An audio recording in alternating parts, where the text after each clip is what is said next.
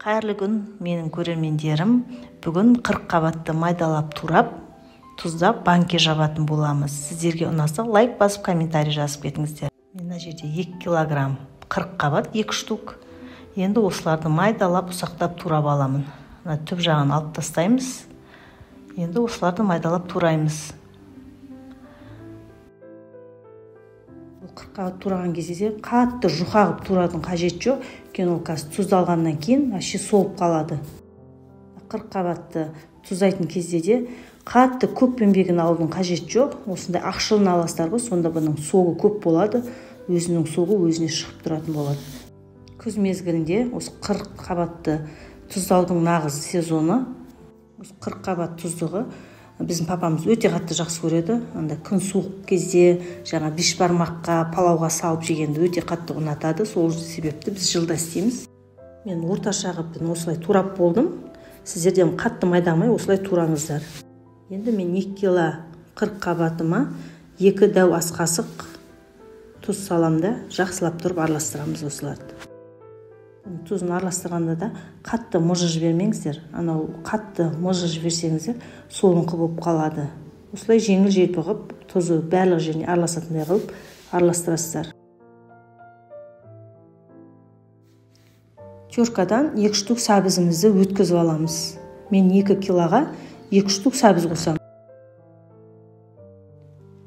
Сабыз көп қосудың да қажет жоқ. 2 килоға 2 штук жетеді. Сабызы көп болса, жаңағы 40 қабатымыз қытырлақ болмай қалады, хрустящий болмай қалады. Сол үшін 2 штугі жетеді. Біздің сабызымыз осыншама болды. Енді осыны 40 қабаттың үстіне саламыз.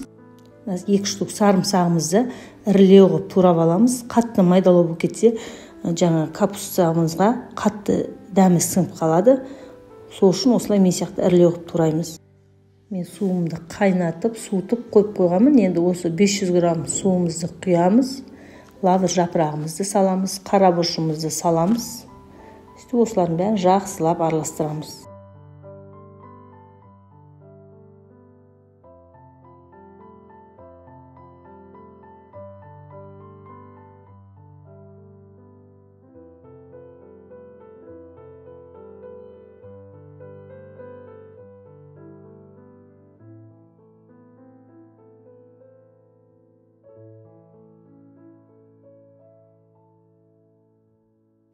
Енді дәміне қарай укроп, петрушка қосамыз. Менде укроп бар екен, укробымды қосамын. 2 кило осыншама жетеді. Енді қалауларыңызша қоса бересіздер. Көп адам жақтыра бермейді, сол үшін қоспасаңыздар да болады.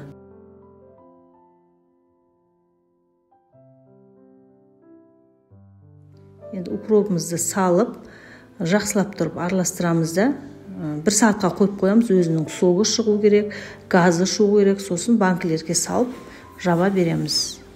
Банкіге жаппасаңызда, эмалированный ыдыс болса, соған салып қойсаңыздар да болады салқын жерге. Мен осындай 3 майда ащы бұрыш қосып жіберем.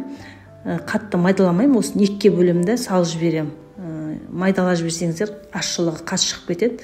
Біздің папамыз осындай ащы болған қалайтын болғаннан кейін мен осылай қосып жіберем. Ащы бұрышты қосу міндетті емес, қоспасаңыздар да болады, қалауларыңызша. 40 қабат тұздығымыз дайын болды. Мен банканы судамен жуып тазалап дайындап қойдым. Енді осыларды банкеге салып, қатты баспай саламыз. Банкеге салып темір крышкамен бұрап жауып тастаймын. Квашеный капуста дейді ғой. Ашыған 40 қабат маған ұнамайды дәмі. Сондықтан мен темір крышкамен жауып тастаймын. Ал сіздер квашеный болғаны ұнайтын болса, резиновый крышкамен жауып, ашытып істесеңіздер болады. Темір крышкамен жапса, тұздығымыз свежий болып тұрады. Маған сосы ұнайды. Енді осыларды осылай әбден айналдырып, ортасындағы ауаларын шығарамыз арасындағы. Сосын темір крышкамен жауып бұрап тастаймыз.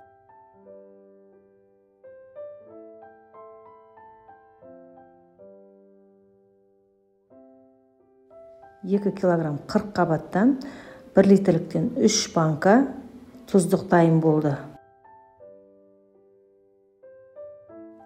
сіздерге менің рецептім ұнаса лайк басып комментарий жазып тіркеліп кетіңіздер.